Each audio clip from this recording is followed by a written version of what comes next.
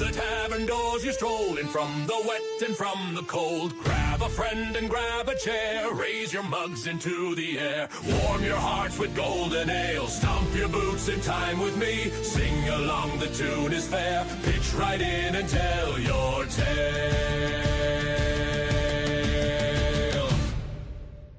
Through the tavern doors you stroll in, from wet and from the cold. Candles flicker on the beam, smoke and laughter thread between. Grab a friend and grab a chair, raise your mugs into the air. Fiddles scrape a merry line, tankards thud in steady time. The fire is stoked, the table's clean, the girls are nice but quick and keen. Travelers shake off road and rain, lean in close and call your name. Warm your hearts with golden ale, stomp your boots and raise a hail. Grab a book or find a bard, telling tales is not that hard. Sing along, the tune is clear, pitch right in so all can hear. Sing along, the tune is clear, pitch right in so all can hear.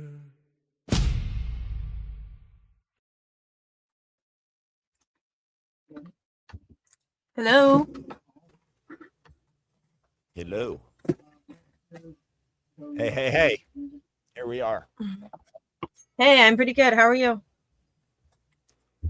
Oh, you know, same shtick, different Thursday. I understand that completely. Anything exciting today? What? Anything exciting? No. I literally did nothing today except make a run to storage. That is it. Well, taking things out of storage is kind of like Christmas, isn't it? I took it out of storage to pack it up, and also to go through it and figure out what I am throwing in the dumpster, what I am donating, what I am shipping, and what I am putting into my luggage when I get on the plane to India. So it's a lot of work, and I'm also really sad because I can't take any of my ingredients that have been opened. If you've got like foodstuffs that are packaged and sealed, you know, in its original packaging, you can take that. They'll let it get through customs, but I have hundreds and hundreds and hundreds and hundreds of dollars worth of spices that are all in deli containers. Oof. Yeah. Have any friends who would appreciate having all that? Well, we have a birthday party on Saturday, so a few people who would appreciate it are going to be here, and I'm just going to tell them, take a few bags. Nice. So, but yeah, it's going to make me cry. Oh, I'm sorry. Yeah. So be it. Well, I think there are pretty good odds that a couple poems tonight might make one of us cry. You think? Maybe. Yeah. Maybe. Yeah. They seem to catch us off guard when we finally read them out loud. Oh, yeah. I just saw Pam's comment, and yes, indeed, Jean did get the SoundCloud and Suno loaded. Beautiful. There are 4 of us here. Ooh. Who's the 4th tonight? I don't know.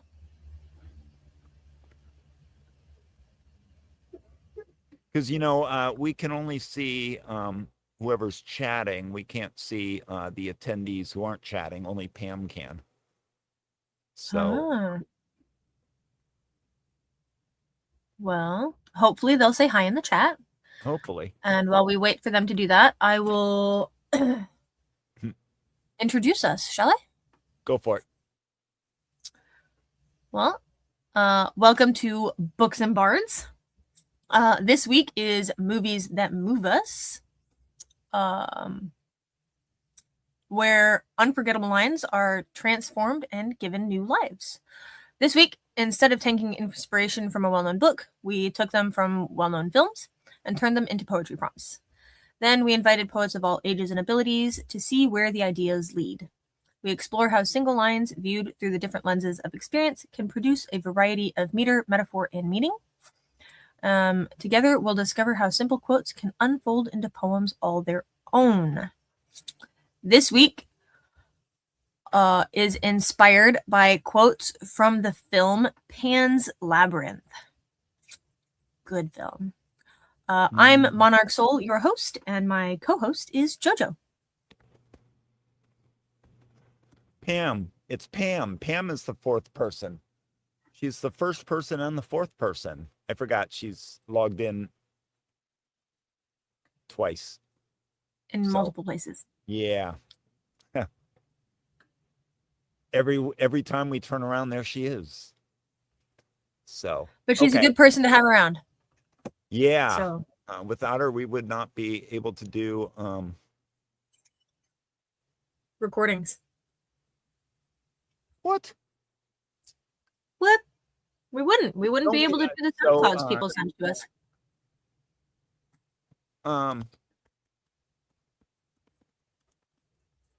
I thought we had blanket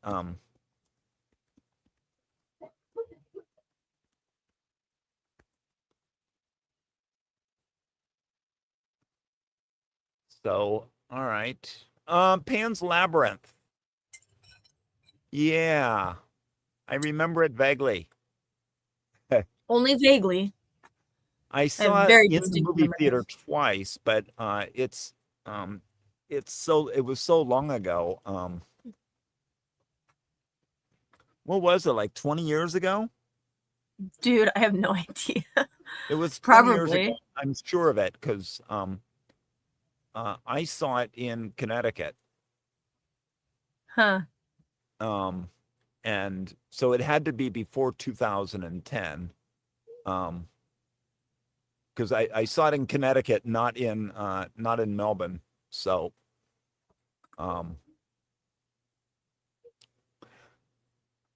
oh yeah, it was 2006.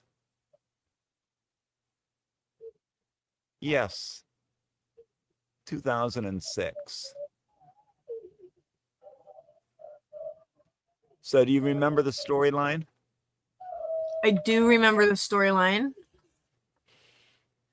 How well I can describe it is, I guess, to be determined. Right. So, brief synopsis of this movie. Ophelia. Her name was Ophelia. Yes, Ophelia, the little girl. How old was she? Was she like 8, 10? Oh, she was youngish. Anyway. She was my kid's age. So yeah. Around 8 or 10. Anyway, her mom ends up marrying a military officer or something who and it's wartime. I'm trying to remember which war it was. I don't remember. Anyway. Oh. It was the Spanish Civil War. In 1944, and people get confused because it overlapped with World War II. And anyway, I guess it was after the Spanish Civil War ended, and there were still freedom fighters or whatever fighting Franco,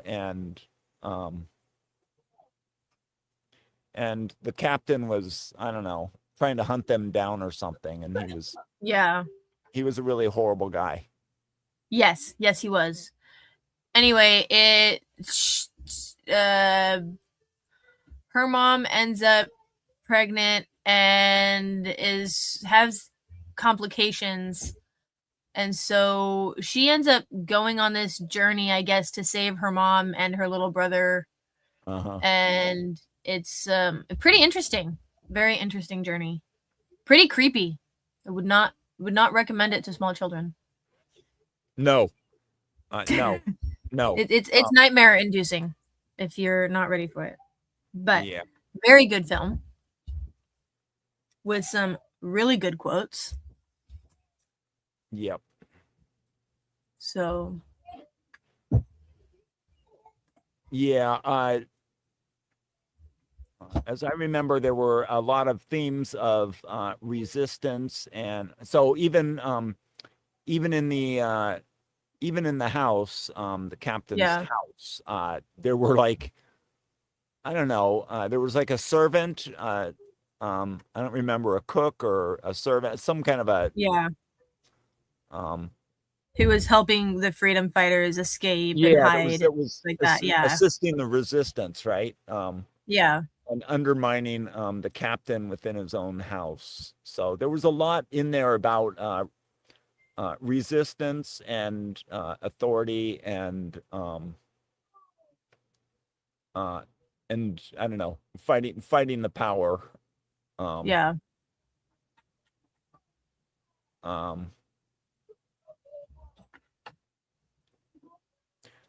I don't know. Should we? I don't know how much spoilers to do. Well, anyway, yeah. Let's just say the captain gets his. Yes, he does. And if you're seeing it in a movie theater, you might expect many members of the audience to stand and cheer. Yes, he does finally get his in the end. Not a good guy.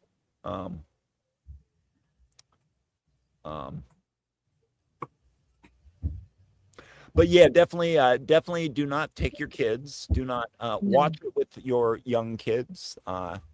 And I think in this case, it even includes up into teenage years. I mean, it's really it's a dark and deeply saddening commentary on humanity, I think. But I think it in the end, it's a movie about like free will or choice. Versus authority and obedience, I guess.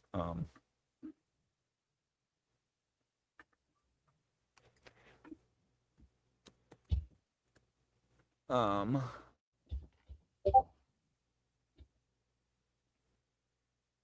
right. Well, let's go through the prompts. Yes, let's. You want to start? I will start. All right, so this is Pan's Labyrinth. Let me make sure I've got the right one. And we have 6 quotes to inspire.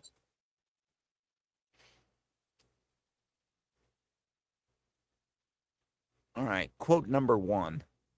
Wood always remembers it was once a living free. Oh, man. All right, what do you think? I think your list is in a different order than my list. What? But I think that's a really good quote. And it is one that is talked about in our poetry tonight. And I actually really like the concept. Well, I am the absent-minded scientist type. And in this case, I selected all 6 of the prompts and then read the first one that appeared underneath the blue selection. And apparently I missed the first 2. So prompt number 1, to obey without question, as you have done, is a different thing. To choose is not to obey. I like this quote. Yeah. Uh-huh.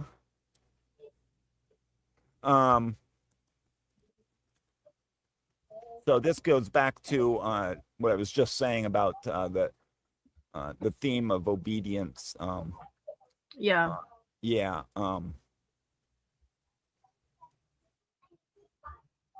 So obedience versus like free will or choice,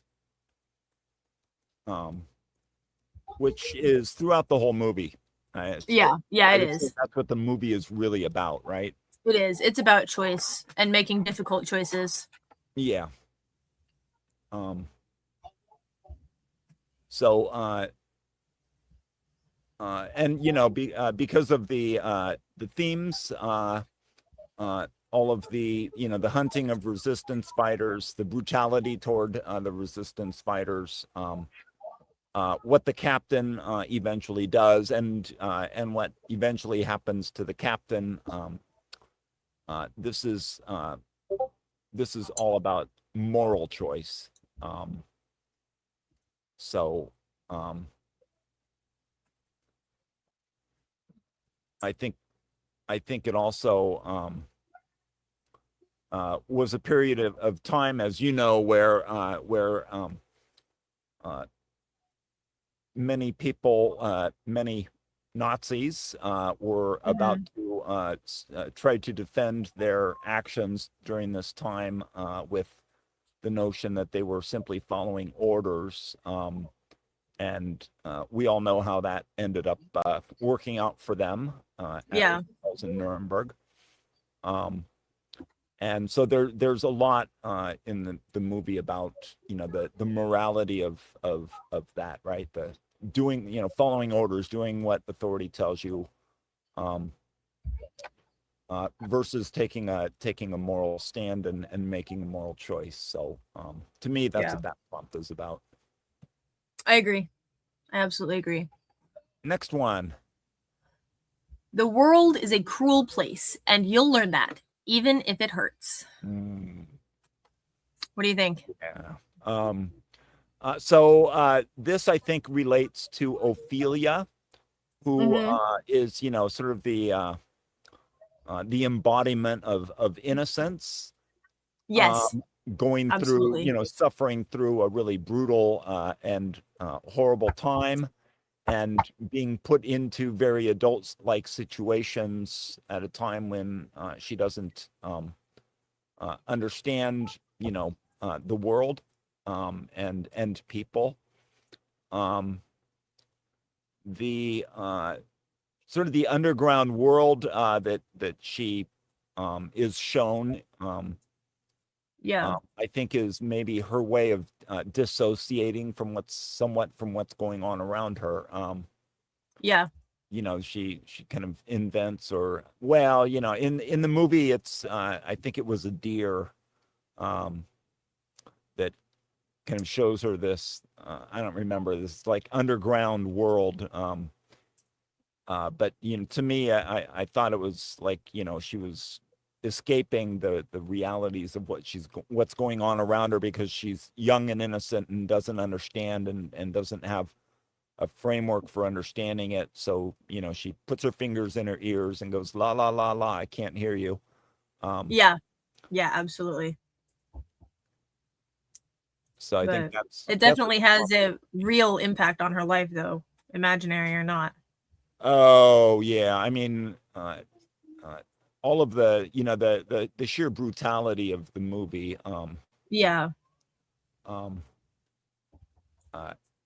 I didn't realize Guillermo del Toro was capable of kind of that level of violence, but it was one of the earliest movies of his that I saw, and yeah, I mean it really kind of struck me that just the brutality and the violence in the movie. It was full on. All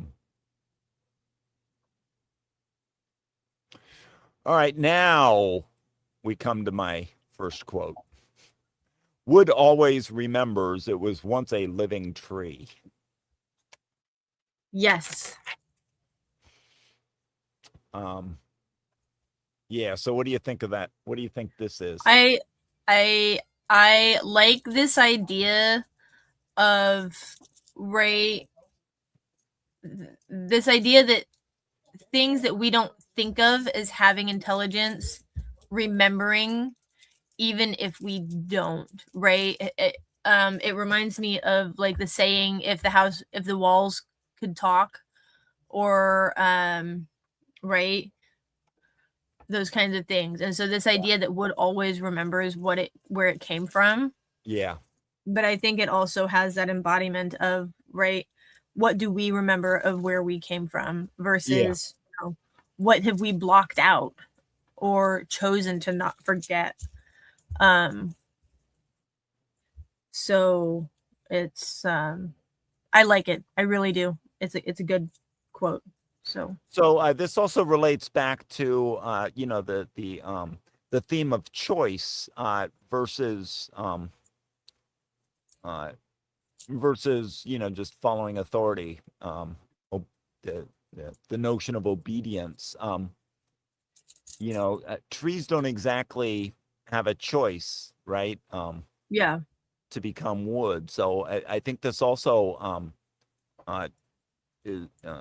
this also speaks to that obedience versus free will, or as well. So the sense of memory here, but in the presence also of a tree, which I mean, a tree does not have a choice in what kind of wood it becomes, right? So and I think that resonated with a lot of our poets, because it did. It definitely did. A lot of trees and wood in our poems. So yes.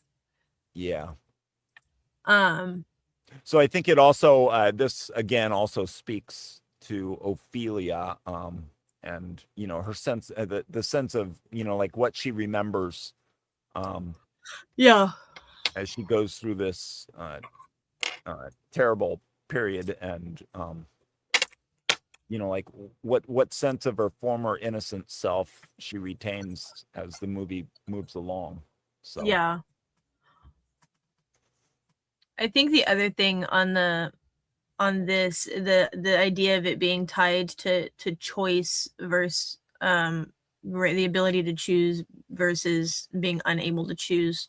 Have you ever thought about how easily people forget when they have the choice, but people who have no choice at all tend to hold on to their past a lot harder? Yeah. I wonder how society as a whole would shift if we held on just as strongly even when we had the choice as to when we didn't have the choice. I agree. It's an interesting thought. Yep. But number 4. Mortals don't understand life is not a book you close only after you read the last page.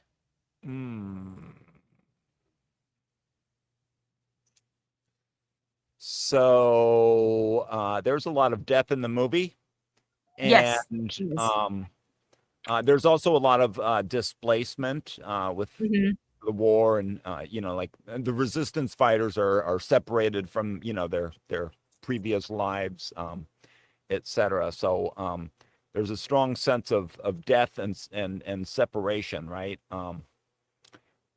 And those two things together, I think, come into this prompt strongly. Well, I think the part of this that's interesting is it's talking about mortals. If I'm not mistaken, part of the movie is Ophelia is portrayed as an immortal princess who left home. Yeah, she was told that she's I think an immortal princess. I think the deer tells her that. Yeah. And it anyway, was like and so like a fawn, right? It was like a baby deer. Yeah. But so this, and so it's got that hint of a pre-life and an afterlife as well. Before and after she discovers or before she's led into the underground world. Yeah. But it's yeah, and so the end is both a sad and a happy thing, because she returns to her, I guess, immortal existence as a princess, I think. Right. And so it's this idea that life isn't a beginning and an end, it keeps going. Yeah. And death is just a doorway between worlds, essentially. It also speaks to death, these deaths that we suffer like in life, right? Or these closed chapters or closed books that we, endure in life. And, like think of a very traumatic experience, like everybody in the movie is going through. And yet, afterwards, most of them are still living, and yet it's almost like an afterlife, right? Because it's all relative to the pre-transformation. So, Yeah. and that's where the sense of memory, I think, comes in really strong in this prompt. Absolutely. Absolutely. So,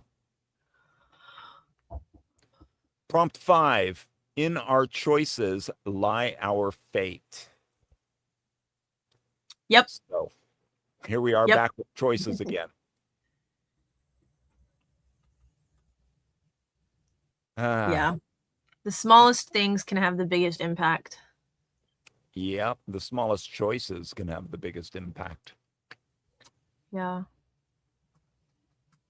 So,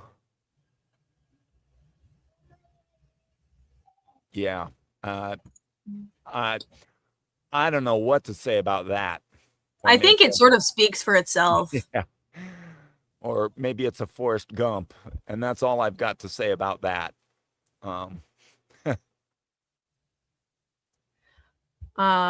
So with that, number 6, I have so many names that only the wind and the trees can pronounce. Yeah.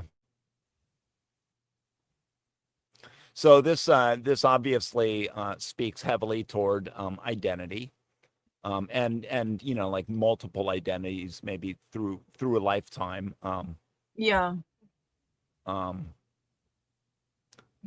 That great Talking Heads line. I've changed my hairstyle so many times now. I don't know what I look like. There's certainly a lot of people in the movie who throughout the course of the movie, sort of have different identities. Even the housekeepers are, they're also sort of working with the resistance, right? So they already have 2 identities. Ophelia has multiple identities from the beginning to the end. But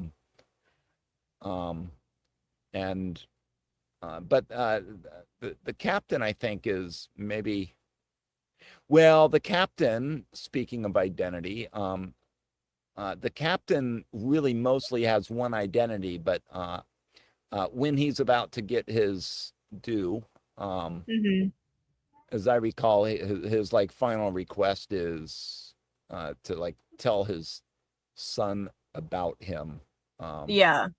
I think he embodies one of his identities much more than the rest of them. Not that he doesn't have those identities. He just has so overly embraced the one that you don't really see the rest of them. Yeah, he drank too much Kool-Aid. Yeah, he's very I guess out of balance in that way. I think the other thing that I like about this quote is not just identities, right? People can have lots of names, lots of roles. The other thing about this particular quote is it's names that only the wind and the trees can pronounce, right? So this isn't just identity, this is time. Yeah, it's also I think the wind is also sort of memory as well, right? Yeah. And so it's and maybe even spirits, like there's also this otherly worldness to the movie, and it's filmed with that sense of otherworldliness as well. So there's definitely like that spiritual aspect too, and so the wind maybe is a little bit of that as well. Right.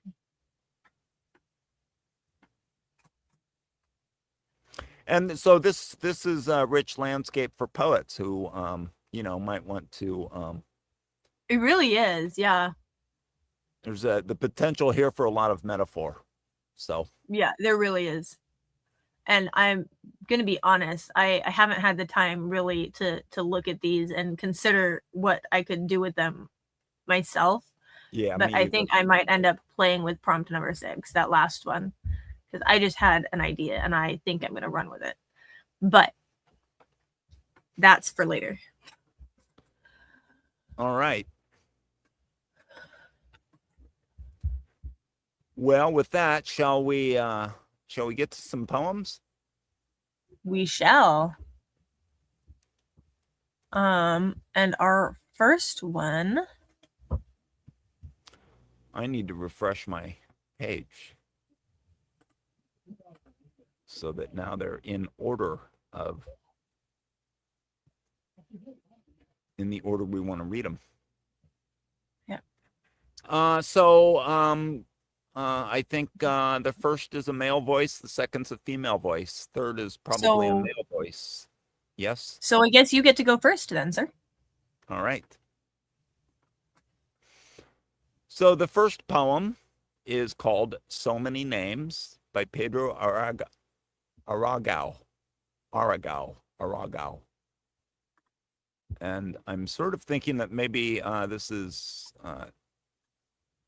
Portuguese. I don't know. It's got the tilde over the A. So, all right. So many names in so many unwritten tongues, spoken by birds, by bees, languages older than mankind, speaking only wind and trees. Before mouths, there were wings. Before grammar, migration. Before every alphabet, roots, drinking the dark. Then we arrived, our hands full of names. We named the mountain, deaf to how it answered the rain with erosion. Rivers carried no name of their own. Stones kept no word for stone. Yet nothing mistook what it was. We forgot how leaves pronounce light, the quiet syntax of snowfall.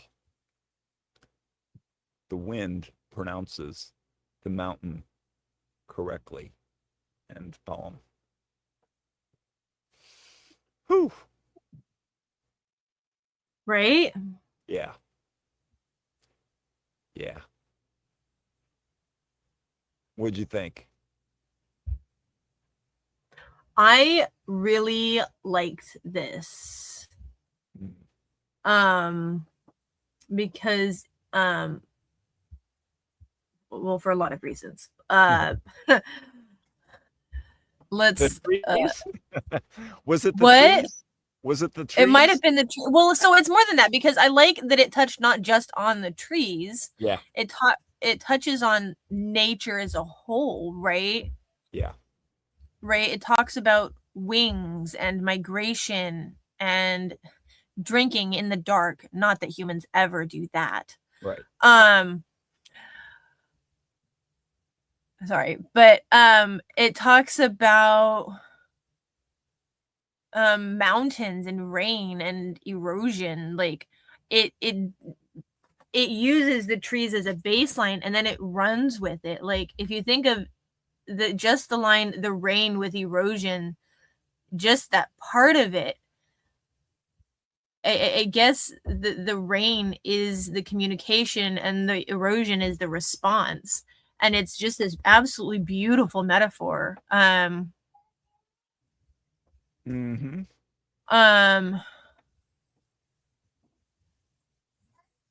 And then it even talks about things that didn't necessarily have their own name, or they didn't have a word for what they were, but they still completely understood what they were, and they never mistook themselves for something else. Like, I absolutely love this.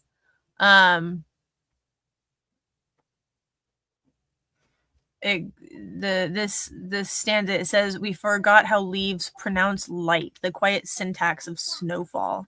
Yeah. Like leaves pronouncing light. Like it's beautiful. I love it. I just sort of like, I think about the way that light refraction actually works and how leaves get their color. Like I think about it and I was like, oh my gosh, it's such a beautiful way to describe it. It's awesome. I love it. I can't. That's it. I love it, JoJo. It's awesome. Yeah. No, I'm sure it's fantastic. I'm sure you have a much more analytical way to say that, but no, you're right.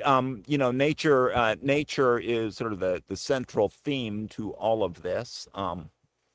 It starts off with birds and bees and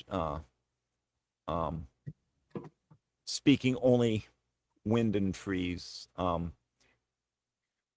So most or all of the nature aspects of Pan's Labyrinth, and many of the quotes runs throughout this. So it kind of underpins the narrative framework of the poem. I love the anthropomorphism because we are talking about language, right? Yeah. And so there's anthropomorphism, right? The last two stanzas alone, right?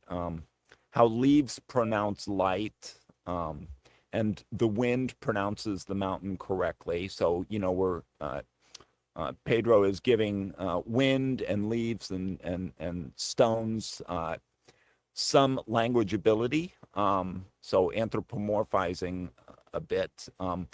You're right.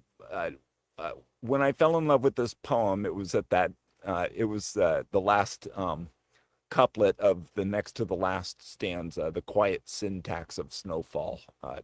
That's when I completely fell in love with the poem from a writing standpoint. I was just thinking that would be a line that Shyamala would have been very, very jealous of. Yeah. It's just gorgeous. But the alliteration, right? So we forgot how leaves pronounce light, the quiet syntax of snowfall. It makes the writing read really well. And so I thought that there was sort of this deeper level of commentary on language just from the alliteration as well. In the author's note, Pedro writes, the poem was written for LNP Books and Bards, inspired by a line from Pan's Labyrinth, which suggests a compelling question about the nature of language.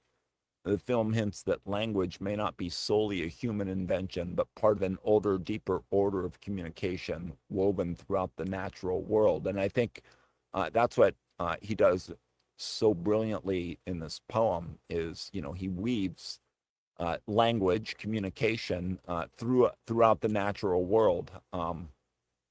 So through the nature that is literally in every couplet, every stanza, almost every line. So I thought that threading of both language and nature here was just that's what made this poem really stand out to me. And I think this is like only about like 90 or 92 words long. So it's kind of on the shorter end for our contest. And so therefore I get to claim that it's a brevity. And that I love my brevities. I love it when somebody says this much with so few words. And so I thought that was the other strength here, was just the density of the images relative to the short number of short lines. And it just reads beautifully. I hope I did it justice, Pedro, because it deserves to be read well. It really does. It's an absolutely beautiful poem. And I think you did an awesome job reading it, JoJo. So thank you. So I also like, I love my recursion and my repetition. And yes, the stanza, the second stanza, before mouths there were wings, before grammar, migration, before every alphabet, roots drinking the dark. That repetition there is, well, I think it's maybe recursion. I think each iteration there is doing more and deeper work, and that's a very 15 words recursed 3 times. That's pretty hard to do. Yeah, it is. Yeah, it's there's a density here that is just remarkable. We don't see it very often. If I had written this poem, it would have been 3 times as long, and it would have been crap compared to that. It would have been repetitive to the point of exhaustion, I'm sure. This is just so sparse and dense, and the writing is just exquisite. So it really is. He definitely accomplished something that a lot of people would have a hard time doing. Oh yeah, absolutely. And by the way, what an incredibly what an incredible alignment with I think with several prompts actually. Yes. So I think it's mostly aligned with the I have so many names that only the wind and the trees can pronounce. But I think it captures also, as he says in the author's note, it really captures quite a bit of the themes in Pan's Labyrinth as well. Yeah.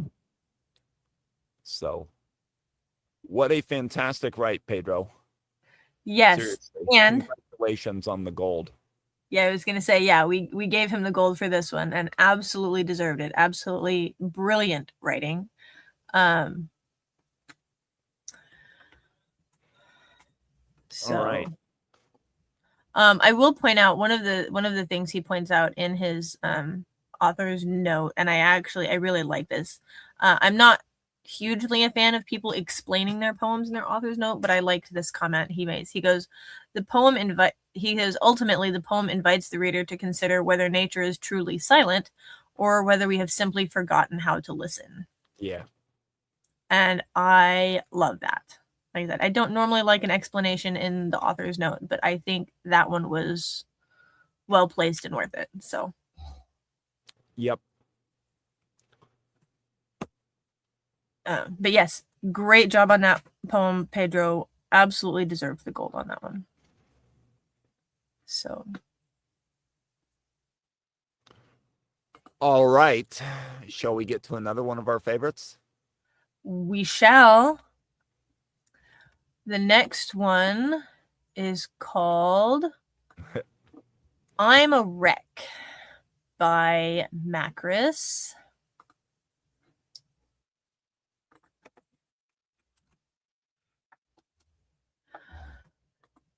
Here we go. I'm a Wreck by Macris.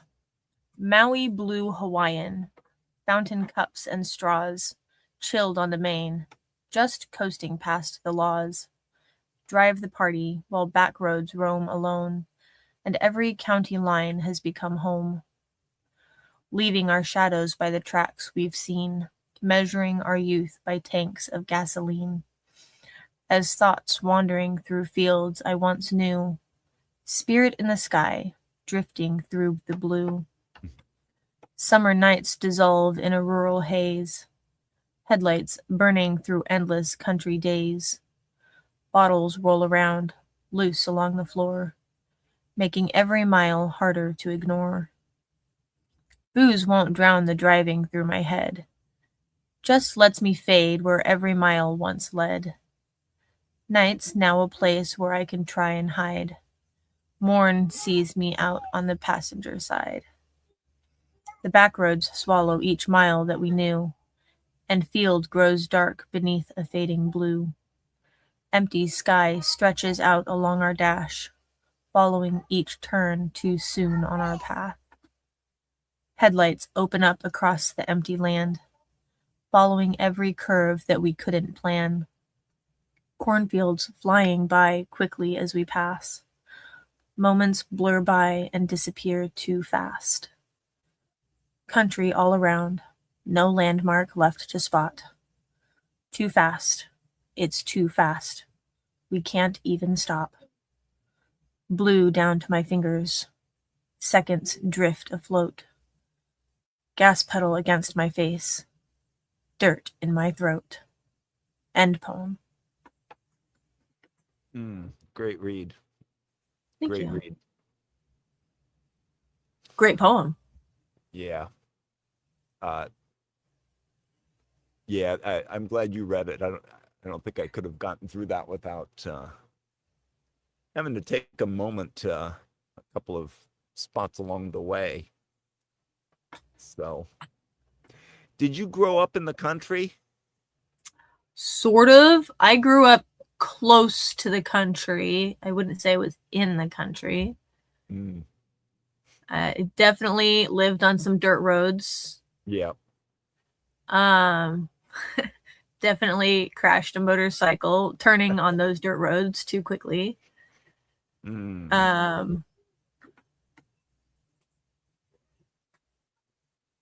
I don't think I ever experienced anything quite like this poem, though. I grew up in an alcohol-free house. Neither of my parents drink. I didn't drink. Don't drink. So I've never experienced anything even close to this. So I'm, I guess, outside this particular experience. But I think I can picture it, or at least I can get the emotion from it. Yeah. So,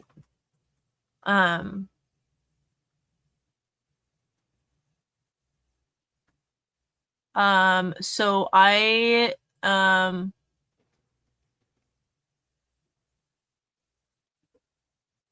can relate to the back roads roam alone, country lines have become home.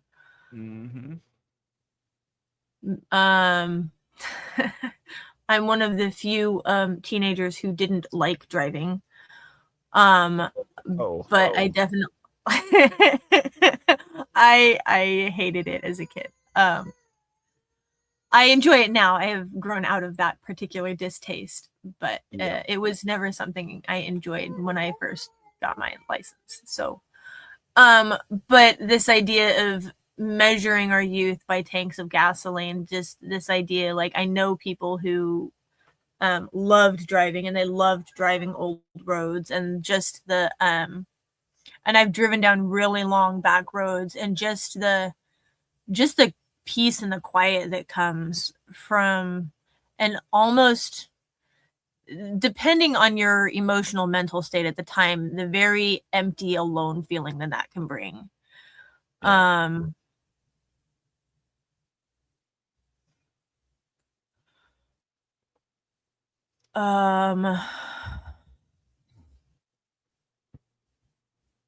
So you might be able to speak more to this, as I'm, I guess, missing half of the experience on this one. I don't have anything to relate to on the one half. But I absolutely get the emotion from it, the almost lonely, it's like a painful longing almost. And maybe I'm reading it wrong, but what do you think? Well, I fell in love with this poem with the second line of the second stanza, measuring our youth by tanks of gasoline. That really nailed it for me. I guess so. The Spirit in the Sky reference roots it for me. That song came out. Well, it really became kind of a big hit in the early 70s, but it actually was released in December of 1969. I was 5 going on 6. And so just at that age where I started to discover music and, was listening to the radio a lot. And Spirit in the Sky played quite a bit for many years. And then it was I think it was resurrected like 15 years later or something in the 80s or something. But so I was 11 when we moved out of the city to a fairly remote, very rural area of Northern California. And, that's where I was living when I turned 16 and got a driver's license. And, when you live remote, when you live, definitely out in the country, that driver's license, the car, their freedom. And I think that's what Macris captures so brilliantly in the first, in the pre-Volta here, is that teenage nostalgia. We really did measure our youth by tanks of gasoline. I mean, I had a part-time job so that I could afford a car and gas. And, it was the car and the gas that got me out of the rural area and into the cities. When I wanted to get away from, parents or life or whatever, I had a car and I had a part-time job, so I could buy gas and I could drive to San Francisco, and or I could drive down to Oakland and hang out with my best friend for a few days, whether my parents wanted me to or not.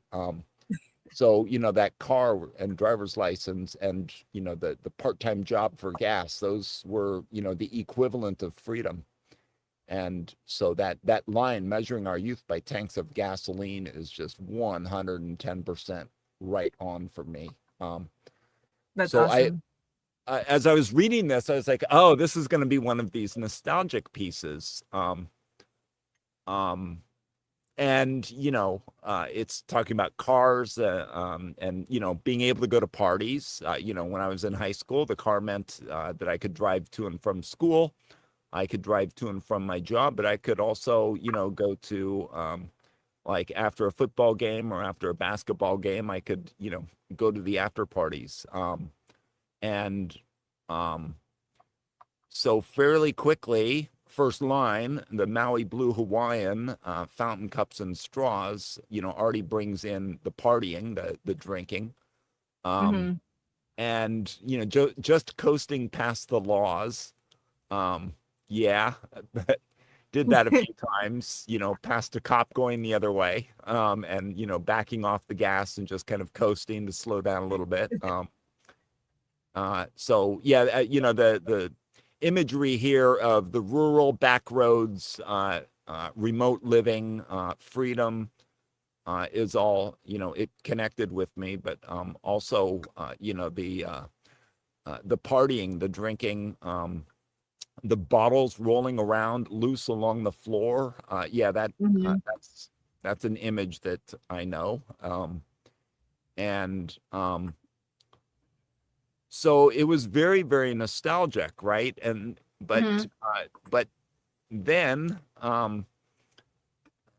she writes, booze couldn't drown the driving through my head. And that's where, the nostalgia sort of jumps into the back seat of the car, and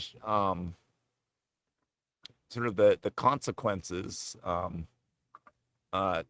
move into the front seat, right? So yeah, the booze won't drown the driving through my head, just lets me fade where every mile once led. I think the sense that alcohol becomes an escape, maybe. Night's now a place where I can try and hide. And then Morn sees me out on the passenger side, reminds me of maybe more than once, like after an after game party, maybe being a little bit too loaded to drive home. You kind of fall asleep in the front seat and you end up leaning over, and you wake up in the morning with your butt in the driver's seat and your head in the passenger seat. So that rang true. But I get the sense there, after that sort of these back roads they become maybe more of an addiction, more of a compulsion. So, the back roads swallow each mile that we knew. I get the sense that, this is sort of where the drinking took a turn. And and so at that point, it became kind of dark, which, how much I love my dark poetry. Yes, you do. And so I like the post-Volta darkness, and because I think it says quite a bit about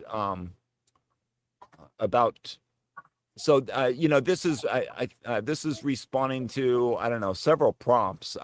To me, it's prompt 5, in our choices lie our fate. But I think it's also prompt 2, the world is a cruel place, and you'll learn that even if it hurts, because there's a lot of hurt going on.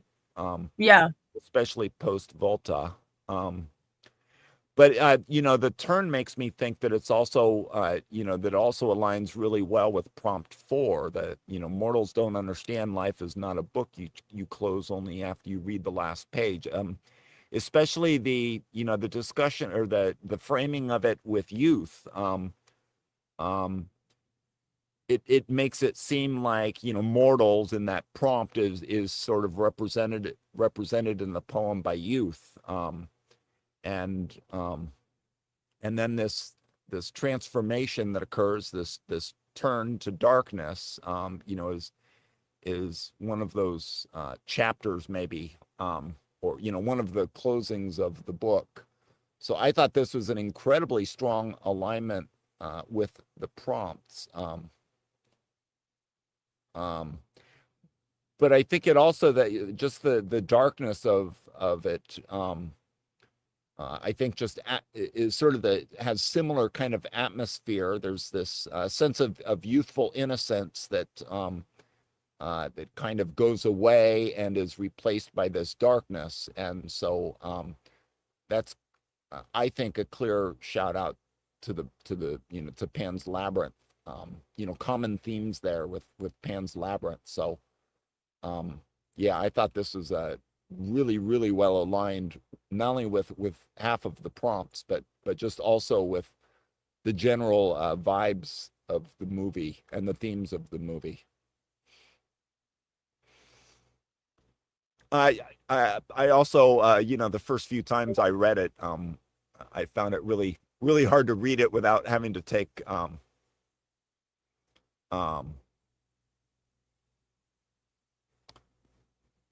without having to take breaks. I see that you have lost your internet. So, yeah,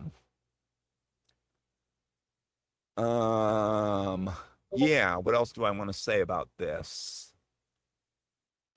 All right, so Monarch has definitely lost her internet and is trying to fix it. Monarch, tell those hamsters to run a little bit faster. Get that wheel spinning. All right.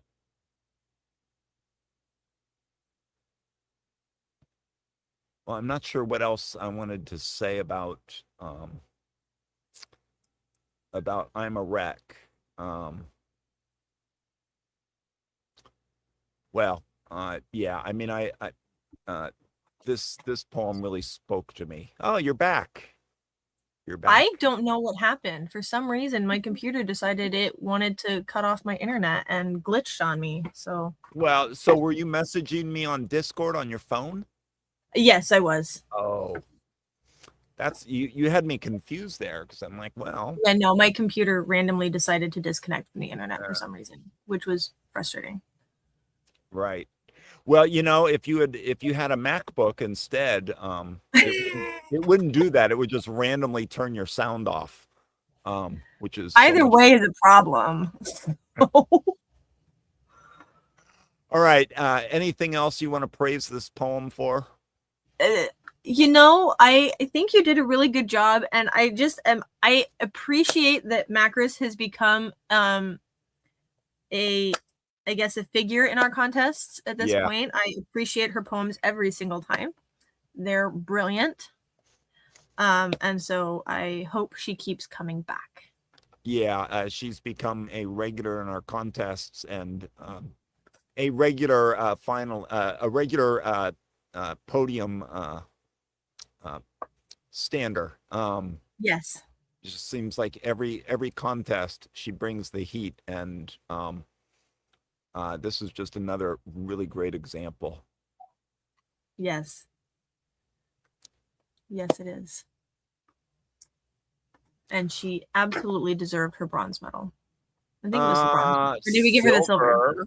Silver. See? Silver. That's what happens when I get disconnected. I lose all track of what's happening. Yes, but she did. She absolutely deserved that medal. Very, very well done. And greatly appreciate that she submitted that. So yeah. All right. So, shall we move next on? Yes. Is The Ceiba Tree, The Written Prophecy by Lena 61. And I believe it is your turn to read. It is. So this is The Ceiba Tree, The Written Prophecy by Lena 61. What a brilliant ceiba tree, with her magnificent alabaster trunk and her radiant green canopy, watching over the people for many centuries. But now they need houses and want to build a factory. So what becomes the fate of the forgotten ceiba tree? She's older than you. She's older than me. She has the roots, the branches, the key. But you're just confused. Your insides grew cold, gray, and wound too tightly. But the ceiba knew gold. She knows how to be free. And now they want her space, just want to crush her and erase every memory, every decade from her face. They see lumber, they see price. She sees forest and real life. She sees forgotten roots and seeds. A place that flourished, a place that grew food, a place that fostered, a place where fruit nourished their sons and their daughters. But they're conflicted. They just can't see. They're blind to the ruse, choosing the hope of what could be instead of the written prophecy. Thinking the men in charge care to hold a promise they can keep. So the project keeps moving, not knowing what you're removing. Can't see the years upon years or life they are losing. Destroying the rings that remember the growth from January to December. The wood contains a song that will play in golden firelit hymnal array. Hear embers, pieces popping, corn pop kernels crackling in September. As they strum along with a guitar, the tree's old song travels far. And way beneath, the mycelium weeps as it feels another child, more ripped stems and leaves. It scales the roots of a rose. And as they rise, they take a thorn. It pricks the man through his toes, through the sandy boots, leaking crimson, bloody guilt, through every crack where the truth shows. And what's this building going to do besides disrupt from you and me? The noise, unhealthy frequency. It disturbs by design, created to make distractions, counting in fractions. It shakes the ground around her home. She feels the motor in her bones. And now they want to take her down, yet she doesn't make a sound. Now the blood is on your land, in tandem like quicksand. And now the rot and the wretched stained the lot. I see the spot because the pattern spotlight shows, like how a predator sees the heat signal and it glows, like a snake with the pits in their nose. Viper and sniper, the shot. But as we grow older, our insides grow colder. Gray, rotten juice, fermented cherry. Now the roots and the truth are forgotten and slowly buried. Believing men in charge care to hold a promise they can keep. But I told you, lies are cheap. Read the deed before you leap, or what you skimmed will start to haunt you in your sleep. Because she remembers, she continues to thrive. Upon the heat and smoke, she will rise. Thrust as she leaps from the royal blue ember, arise again, pop and fly, ember, arose, and poem. Great, right? And an awesome read there, JoJo. Thank you. Yeah, what a great write. And let me just be the first to say, what incredible rhyme. This was such a pleasure to read, and the rhyming just gave it such beautiful rhythm. I don't normally say I love rhyming poems, but this is a rhyming poem that I absolutely love. Yes. Just fantastic rhyme all the way through. And sort of following a pattern, but with enough variability or variation in the pattern to make it both interesting and to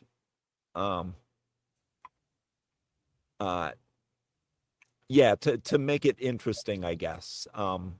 But not so interesting that the rhyming was kind of hard to get right. It's just such natural rhyme. I love the rhyme. Yeah, I agree with you. I think they did an excellent job on the rhyming. It's natural enough to not be distracting, but just enough there that makes it interesting. So, and that's a really hard balance to find. So I must say this piece reminds me of the Dr. Seuss book. I think it's called The Lorax. Anyway, but there you go. That's me in my world full of children and children's books. Lots of those running through my head. Mm-hmm. But I also really like the way they use the prompt. And I like the way the metaphor between right, the rings inside the trees. Yeah. That literally keep track of the tree's age. It's just it's beautiful. And then the contrast between a tree that grows old and growing gold, right? Because most trees they're just beautiful like that. And then man is in general, humans in general, right? We're stressed, we're constantly running around. We are constantly like racing the clock essentially. And so the part of us that's I guess connected to life or nature is just being strangled by our need to be nonstop. And so this part that says you're just confused, your insides grew cold, gray, and wound too tightly. I think that's a very good description of how society as a whole has become. And it can be very hard to break free from that. I knew somebody once, they were taking like an herbalist class or something anyway, and so they were studying like root patterns and the best way to plant trees and things like that. And so this particular stanza reminds me of a conversation I had with them. Apparently, especially like things with lots of roots, like trees and things like that get really big, it's better to plant them in a square hole instead of a round hole, because what a round hole will do is the roots end up literally wrapping around themselves following the curve of the hole, and they will actually strangle themselves. And a square hole, the corners and the edges give the roots a natural way to escape and to get to the rest of the soil and the nutrients they need. And so this sort of just was, it sort of brought that, that particular imagery to my mind, right? Because I've seen like plants in like with really tight root balls pulled out, and you have to sort of break them free so they can grow right. But anyway, so I loved the imagery and the metaphor. I could picture it. This idea that wood is just a price tag instead of lost forestry or lost life, right? Anyway, the whole thing, you can't see the years upon years of life they're losing. I love the metaphor all the way through. So what do you think? So Lena wrote that this was in response to Wood always remembers it was once a living tree, right? But there's again, I think this nails a number of prompts, as well as much of some similar themes to Pan's Labyrinth. So I think there's also this this sense of progress, replacing nature. Cutting the trees down to build factories and houses and so forth. And so and there's also sort of a sense of moral outrage, and toward the end, pointing out that there might be some regret in people's futures, right? And so I think that aligns really well with the prompt of in our choices lie our fate. But also this there's a sense of grief here around the destruction of the trees, that the forward march of progress, whatever. So I think the cruelty, I guess, of replacing nature, of replacing the ceiba trees in a sense, with factories and houses, aligns with the prompt about the world being a cruel place.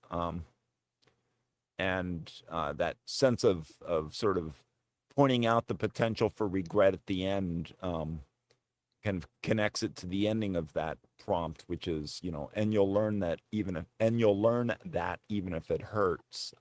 Yeah. Just that conflict there between this. I don't know how long ceiba trees live, but they live a very long time because they get really massive. Even the roots that are visible above ground can be like 6 or 8 or 10 feet tall. I'm pretty sure if you plant them in a round hole, it won't slow them down. But they grow in very tropical locations, and so they have these massive root systems because the ground is often or always kind of damp or wet, And so they need these massive roots to keep them standing. The trees themselves get hundreds of feet tall, and the trunks get to be like 10, 12, 14 feet in diameter. I mean, they're just massive trees. There's a sense of there's and you pointed to the line about the rings indicating the years, the age of the tree. I think here the trees are also serving as memory, the memory, and so those rings I think are also in a sense counting the memories, and at least that was kind of the image that came through for me was all those many years. And as I say, I don't know how long ceiba trees live, so but it's a long I time. looked it up. Oh, really? I looked it up. Under natural forest conditions, they average 200 to 300 years. Oh, yeah. But they can surpass 500 years if it's an exceptionally good specimen of tree. So the average is 200 to 300. They can survive up to and past 500 years. So does not surprise me. They're massive, and it takes a long time for wood, to grow that massive. Well, so apparently they can grow 6.5 to 13 feet every year when they're still young. Yeah. Which means they apparently very quickly reach 200 feet or more in height. So they're very big trees. So I grew up in Northern California, among the redwoods, and so where we lived, it was Pacific Coast redwoods, and they would get big and old. But after a year after my father died, my mom sold the house and moved sort of to the other side of this small town, and she lives in this. She lives really remote, and so she doesn't have a lot of neighbors. It's a lot of large pieces of land with a lot of redwood trees. But in her neighborhood, there are a number of old growth redwoods, and these are the big ones, the big sequoias that and I think she's got a couple in her neighborhood that are probably, well, they were probably babies when Christ was walking the earth. I think that they're at least pushing on 2,000 years old. I mean, they're just really huge, and they've been there forever. I mean, if one ever fell, they would record it as an earthquake from like 500 miles away. They're just massive, and for a while I tried to take photos of them to kind of show how big they are. That the scale is just impossible. And but I always think because they're so old, they have the complete history of this neighborhood, and there's maybe I don't know 8 or 10 in sort of in we would go walking every day, take the dog for a walk, and so I would be seeing these things every day, and it just always struck me how much history is in them. And so I think that that image of the rings really nailed it for me as well. Just a fantastic way to show time, memory, age. Fantastic, right? And I love the rhyme. Just still, I'm in love with the rhyme. It's very good. I agree. Yeah. And that's why we agreed this was the bronze medal winner. Yes, it was. Very worth it. Absolutely deserved that. So Very well written.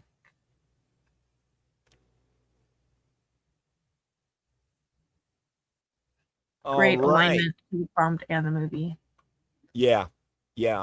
Again, yet another medal winner that aligned with multiple prompts as well as themes of the movie. I think that's what we set out to do, or that's what we set out to promote. When we thought about Books and Bards, trying to find poets who could just not only respond to quotes, but also the atmosphere or the themes or the narrative arcs or whatever from the actual book and movie. So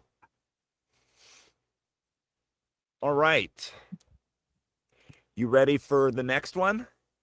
I am. This is you. It is. Give me just a moment. Shoot. What? We have not been posting links. Yes, I have. I got you. Oh, you have? Yes, I have. Oh. I got you covered. But our next poem is called Destined to Serve by Ima Rema. Though I did die, I'm happy that some human minds and hands changed me, and now in human habitat, useful to human family. I understand the human need to kill my kind and then to change into what is deemed good indeed for human use, not new or strange, forever destiny of wood. I feel quite fortunate that my remains be changed to something good, a fine and strong wood table I, of service now to human folk. I once lived as a mighty oak. End poem.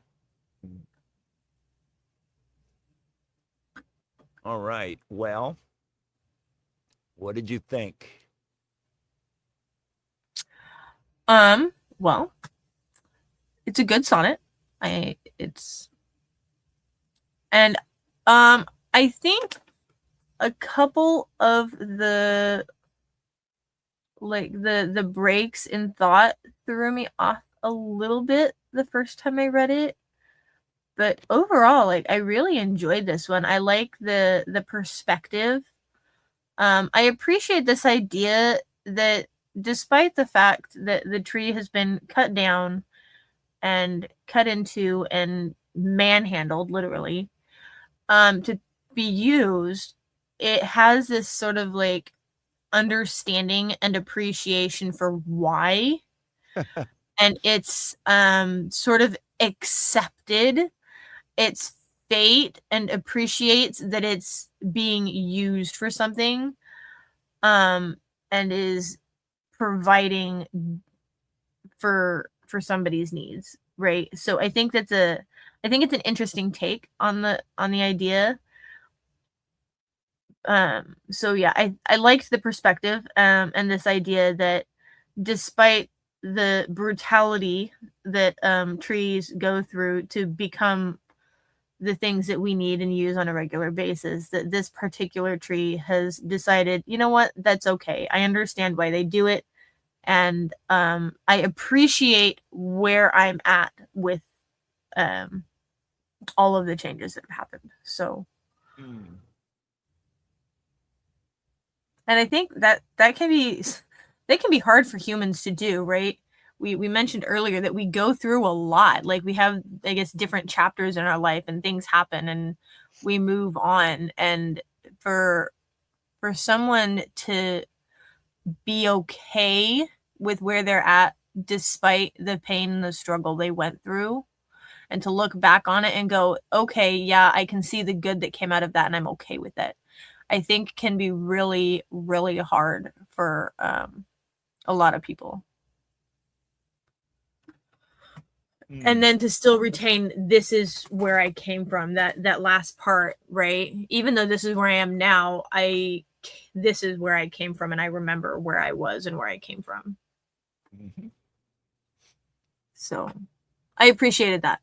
I liked that perspective from this. What about you? So I agree with you half the time.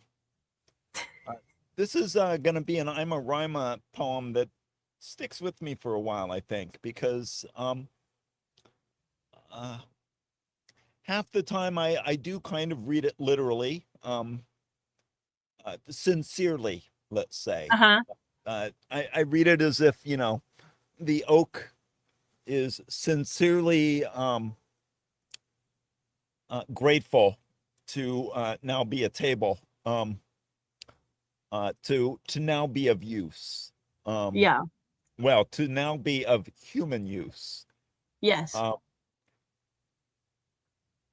The other half of the time, and I've read this now probably 8 or 10 times. The other half of the time when I read it, I read it as sarcasm, because and I think that's the brilliance of the poem for me, is that it can be read both sincerely, or you know, with a sincere reading, but it can also be like the oak tree going, "Oh yeah, I'm just so grateful to now be of human use as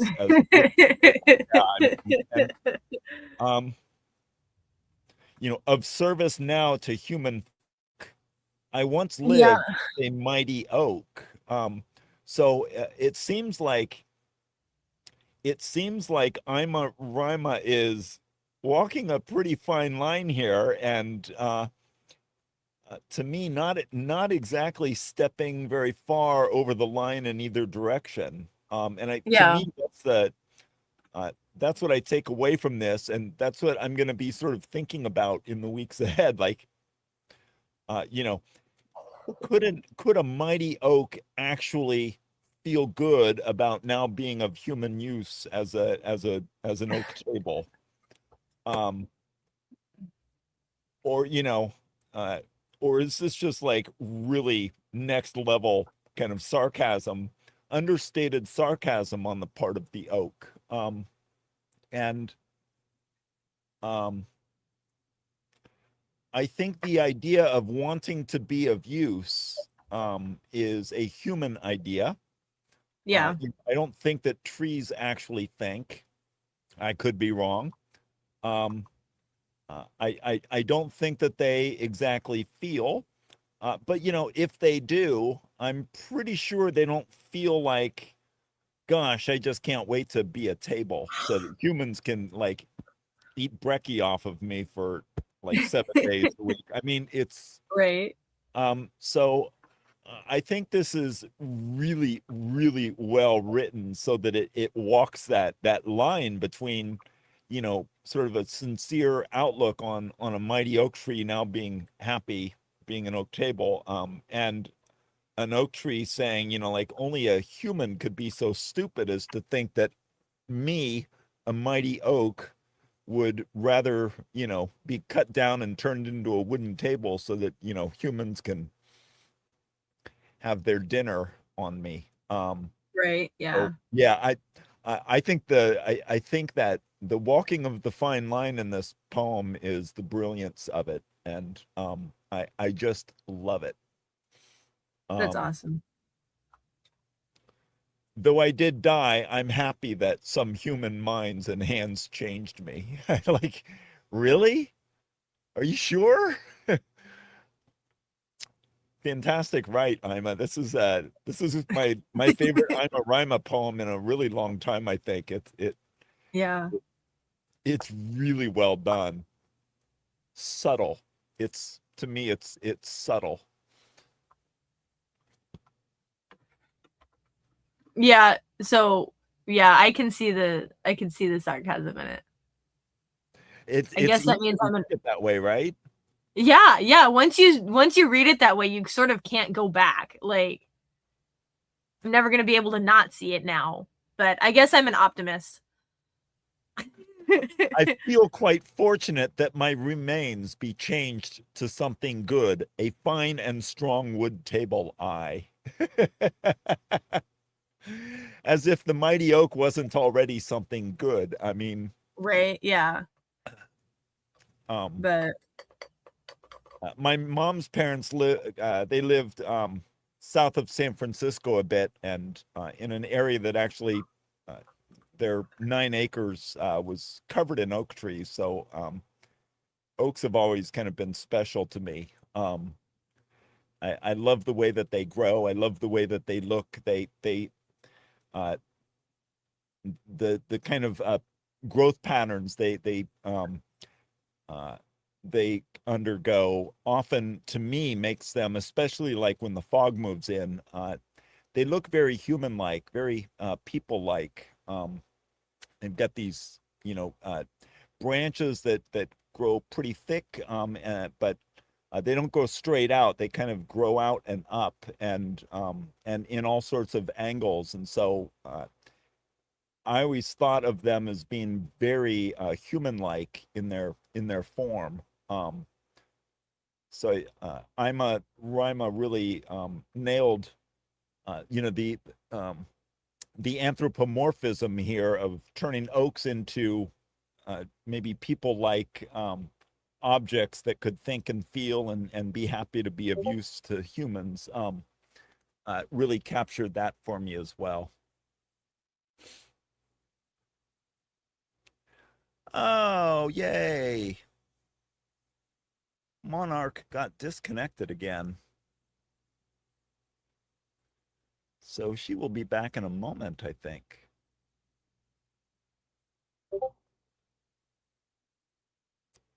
So did we talk about the prompt? So yes, this was Rima says it was prompt 3, which is wood always remembers it was once a living tree, which I think lends credibility to the theory that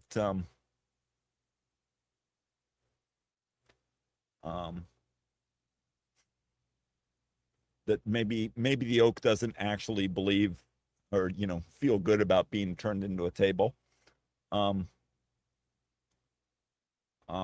But there's also a sense of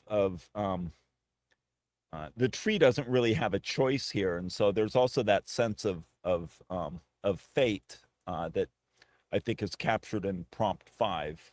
In our choices lie our fate. Though I think that the oak tree is kind of justifying after the fact what happened to it. It clearly didn't become a table by choice.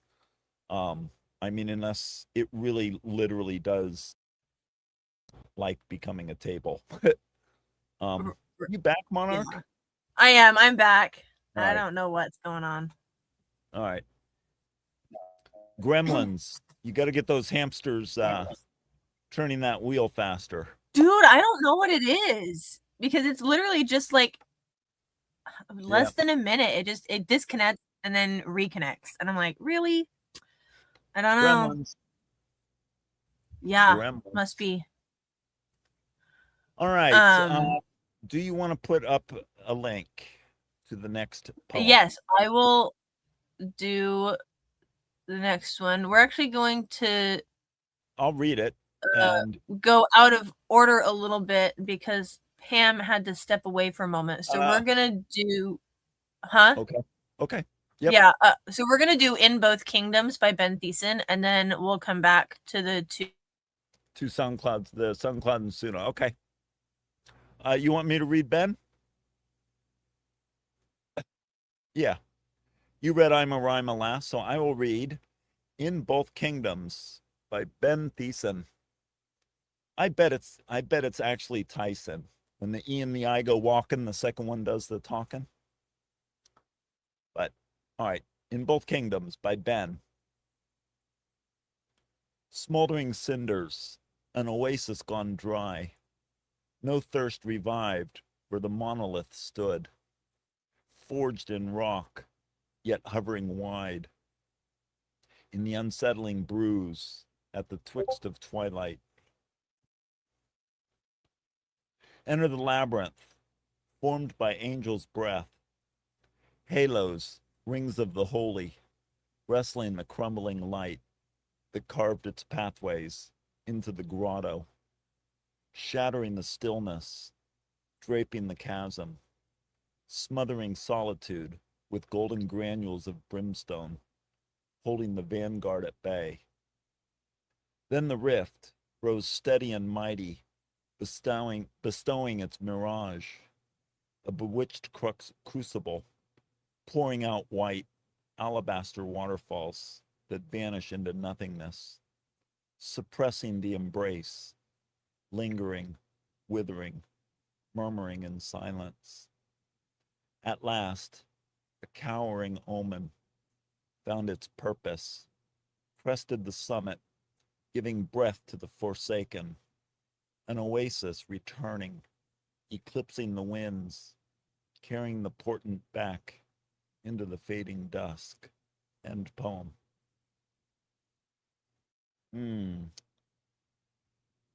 Well, Monarch got disconnected yet again. I am not sure what is up with her internet tonight, but I was gonna make a joke about, living in Alaska, living so far away from the main continent that or the continental US that, the hamsters have to push extra hard on those wheels just to get the internet packets all the way to Alaska and back. But dude, you might be right. I don't know.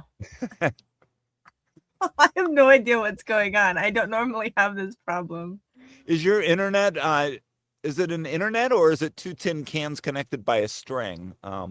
Dude, the way it's acting up, it might be 2 tin cans. Yeah, I think so. I did get the next one posted. So, and it is still your turn to read. So I read it. Go ahead. You read it. I completely missed it. Oh. You don't want me to read it again, do you? Well, hold on a second. Let me at least open it and skim through it again. Go ahead and comment on it while I do that. Yeah, you couldn't hear it because the yeah. The string got cut, I think. Yeah. So you comment while I read, and then I'll comment. All right. So there's a strong sense of destruction and renewal in the poem, and so I really like that. And the inclusion of the labyrinth, you get the sense of nature, or the landscape of kind of wandering through a labyrinth, and what I like about labyrinths is that there's a path, or maybe several paths that that you can get out by taking, but many paths just lead to dead ends, and so I like that image, right? So I gotta I like the where the monolith stood. A monolith is sort of this large chunk of rock, and it's oftentimes we refer to monuments as monoliths, or we use the word monolith to describe monuments. So you kind of get the sense here of the monolith standing for maybe the landscape. So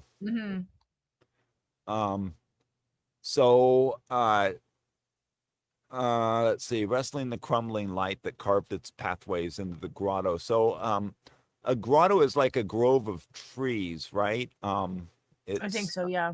Like with redwoods we call them groves, but oh wait, nope, sorry, it's a cave. It's a cave. Sorry, it's a cave. I just looked it up. Oops. All right. So that makes that so. I was thinking about sort of like carving like a path through the trees, but this is carved its pathways into the grotto, the cavern. So then you have the chasm and the stillness, the solitude, that you would get from a cave rather than walking through a forest. So I was going to talk about those relative to the redwood forests that I grew up in. But yeah, a grotto works too. So then the rift. So there's a rift, and it rises steady and mighty, bestowing its mirage. So I like the idea there that there's sort of this picture that maybe we have in our heads, but it's not actually, it's not real, right? It's a mirage. And then I liked the pouring out white alabaster waterfalls, because waterfalls are pretty much white, and so I thought that was a really strong image with the color, both white and alabaster. And then they really do kind of vanish into nothingness. I remember being on top of Vernal Falls once in Yosemite, and going kind of right up to the edge and looking over and being struck by not really being able to see where the waterfall goes to, because as it goes down, it just gets more and more misty, and so it's almost like waterfalls vanish into nothingness. Like he writes there, that alabaster waterfalls that vanish into nothingness. I thought that was a really, really strong image as well. But then I love the ending of that stanza: lingering, withering, murmuring, and silence. Just really strong writing there. Yeah. So what did you think? So I really I enjoy this. I can picture this. So yeah, there's this I had a couple of different, I guess, images or ideas as I was reading this, right? So we'll just one stanza at a time, I guess. So the first stanza, right? Smoldering cinders, an oasis gone dry. So the first thing I thought of was like either like a forest fire or like a desert where there's like nothing left. Your ashes, things like that. Was my first thought. As I continued reading it, though, right, we've got pathways into the grotto, so it almost gives this this idea of a tree that's growing inside like rock or a cave, or maybe just like a teeny tiny patch of earth in surrounded by rock, right? The other thing that this reminds me of, several weeks back, we did a contest on Rhapsody, and the book has a tree, right? She escapes through the roots of this tree and comes out on the other end. And so as I was reading this, right, granules of brimstone, they end up walking through the center of the earth, like they walk through the fire at the end of the center of the earth, right? And if you think about it, the closer to the core you get, the hotter it gets, right? So that's sort of the image I'm getting.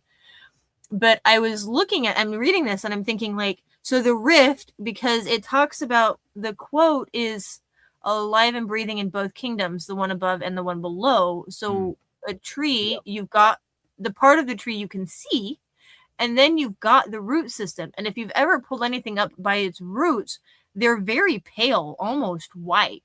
And so I'm thinking of this as like, you've got both sides of it. So the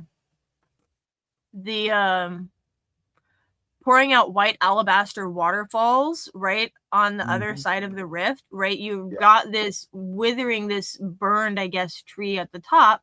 And then you've got the white roots, the waterfall of roots underneath, in, I guess you could call it nothingness. It's underground. It's dark. There's not really anything to see. It's completely silent, right? So that's sort of the image I was getting as I was reading it. But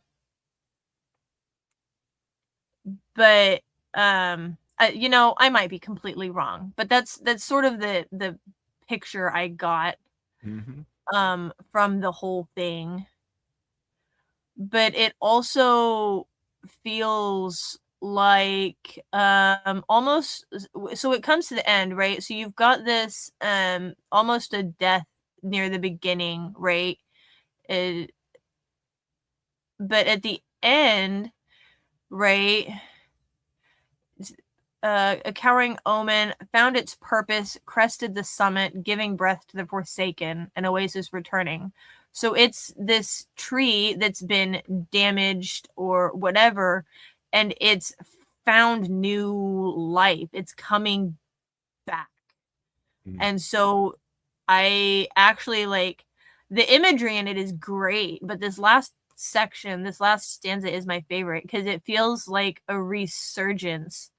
It's okay, I went through this horrible thing, but I'm coming back. I am a tree. I have roots, and I can come back.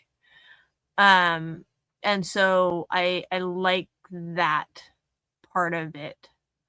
I think it's awesome.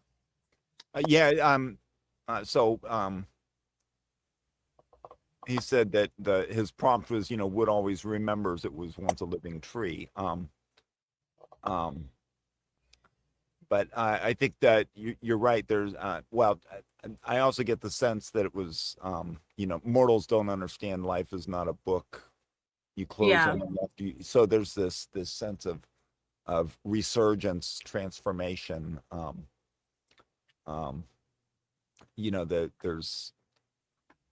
There's a change from, I don't know, dying or what's the word, extinction maybe, towards renewal. So I think it also aligns with prompt 4 as well. Yeah, absolutely. Very nice write, Ben. And thank you so much for contributing your lovely words to our contest and to the podcast and trusting your poem with us. Absolutely. Thank you very much. Very well done. All right. Shall we move to what? Let's see. I think our last two both have recordings. So let's do Labyrinth Lathe AD by Eric Svensson. I will post that now. And Pam can play the SoundCloud for us, please. Yes, she can. Yay. Labyrinth Lathe AD 2026. Oh, my wooden heart, be gentle as a dove, wise as a serpent. Yeah, you and I sit and handle. Whittled away, my labyrinth lathe AD 2026. His sapling grew in a familial forest. See the wood for the trees, my boy. Death now silent reverberated through the familial forest each time the tall tree fell. Rings around Saturnless and bring years of the fallen family members. Earth bondsmen and women, farmer folk, and nature-loving children. Oh, my wooden heart, forgive prodigal son me for venturing out, seeking wider circumference, far flung from familial forest, still unplacated by wide wondrous labyrinth lathe life. Now Titwillow whittled down by all the seeking, Pan musing, ever, always present. Pied Piper leads a sure-footed savant, Forests still shift shape to become magical cathedrals. Clear gargoyle streams gurgle gaily. Mind plays of AI pan machine befuddled way too much. My wooden heart and I bulk, bathe and belch blue smoke. Glitzy, glamorous, high-tech parama, AI pan so suave.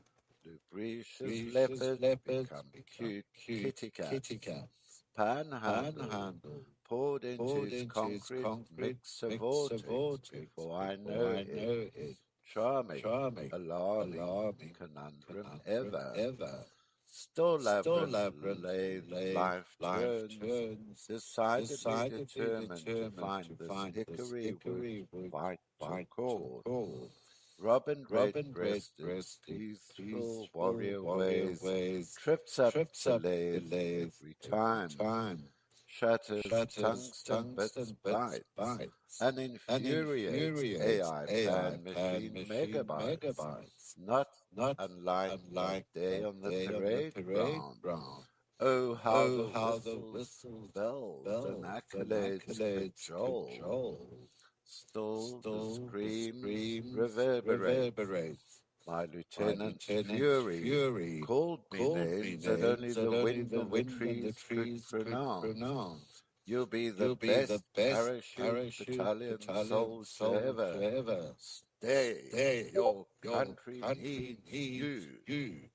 Supplanted by the sudden cage, piercing fish eagle mascot cry. Oddly, at that juncture, Pan's beguiling flute fell silent. Oh, my wooden heart still treasures that specific ring year. Shocked all the fame and glory of silver wings upon my chest. Chose to become a medical orderly seamstress instead. Sewing up all those mangled men returning from battle. Cut, chewed up in the Angola bush war against the Red Bear Russia. Stalin's organ missile launcher, overtured rollerblade, drones, clones, and hybrid humans.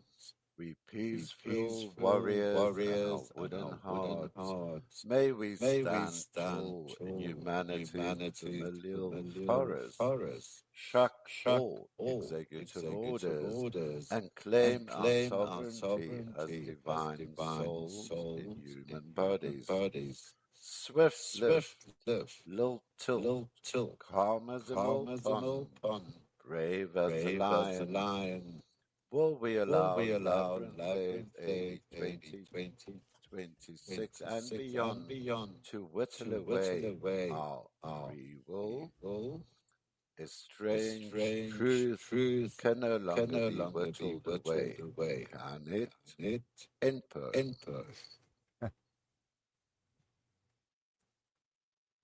Monarch, are you back? You look like you're on mute. Yes, I'm back. Say that again? Yep, I'm here. All right. You echoed there for a moment. I was worried that the echo was extending to your microphone too. I think you didn't hear much of that, huh?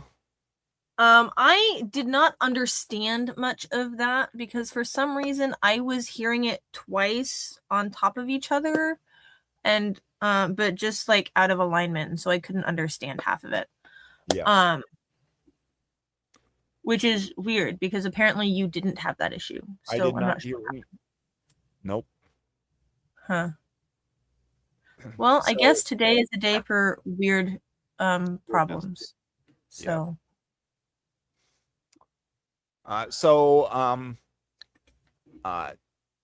Eric loves to stack his images, and this is definitely not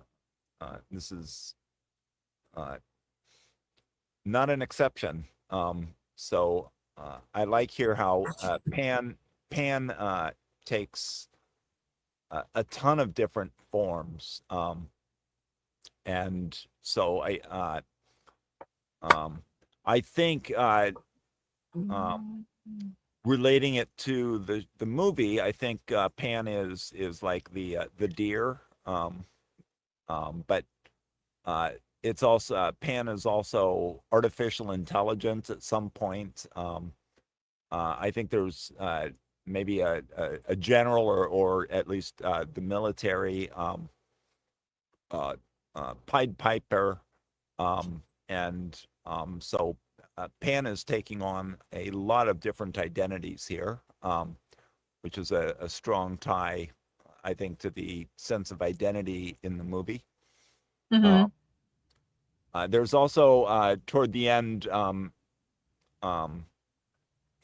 he says something about rejecting or all executive orders, and so at that point, it becomes even sort of perhaps modern day political, and so I get the sense here that it's that Eric is trying to adapt the movie to maybe almost like a manifesto of sorts, of a lot of modern day challenges, shall we say? That there was I think a reference in there to Stalin, and the references to like technology and AI, and so kind of going back to the title, this lathe, this labyrinth lathe. A lathe is a machine that you use to carve down wood, and so I get the sense that the idea here is that we're just sort of being whittled down by this lathe, and the labyrinth lathe, I think, is a strong image. The labyrinth being this kind of weird, almost kind of chaotic series of trails or caverns, and so it's almost like this myriad of modern day challenges is just kind of whittling us down, and stripping us of our our identity, and maybe even choice. That reference to the executive orders might be a reference to the lack of choice, right? So yeah, strong, lots and lots of really strong imagery. What did you think? I agree. Lots of strong imagery. So I have not personally ever used a wood lathe. I did spend quite a bit of time working in a metals shop, a machine shop, and so I have used a metal lathe. And I'm not gonna lie, it's one of my favorite things that I've ever done. I absolutely enjoyed it. And it's so this idea of a labyrinth lathe is actually like, it's incredible, because I've seen a lathe just peel material off of whatever it is that's being worked on. Like I said, my experience is with metal, aluminum, steel, brass, whatever, pick one. And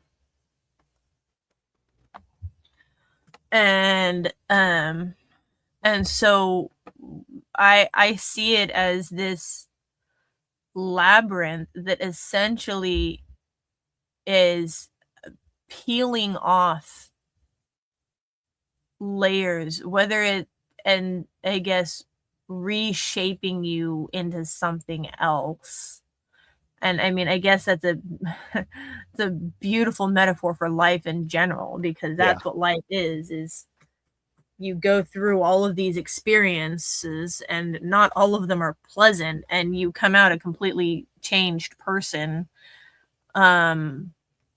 with grooves and things you didn't have before and pieces missing that you did have. And so the imagery in and of itself is brilliant, as well as the metaphor itself. See, and I agree. The different forms he gives Pan, right? AI,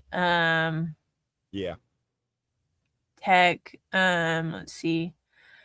Anyway, but it's just because he's absolutely right. Like the parts of life that are trying to confuse us and are the most, I guess, distracting are the ones that pull us off course.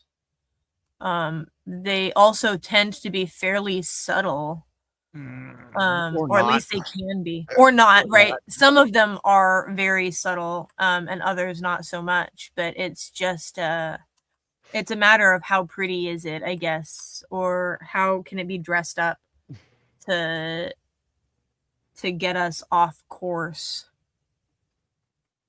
And it looks like, so yeah, red robin breasted peaceful warrior ways, trips up the lathe every time, shatters tungsten bits, bites and infuriates.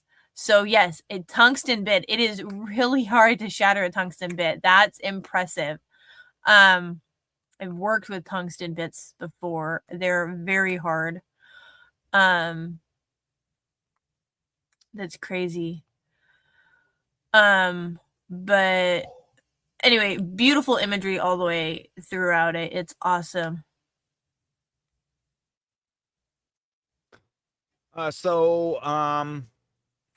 Let's carry Olka F's poem.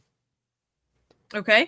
Who could it be? Over to our next Books and Bards. What do you think? Okay. I'm okay with that. Okay. We should let Pam get to bed. I agree. And yeah, we're gonna have to talk about the show. Yeah. Yeah. So, well, great show. Yes, I agree. A little bit over, but I like that we're able to. I like that we take the time and give the poems their due diligence. I agree. I enjoy the conversation. Yeah. So. All right. Well, let's pick up with Olka F next time, shall we? Absolutely.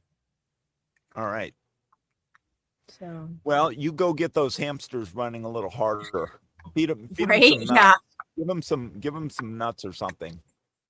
Or yeah, some absolutely. berries. Get them running harder. I'll figure that out.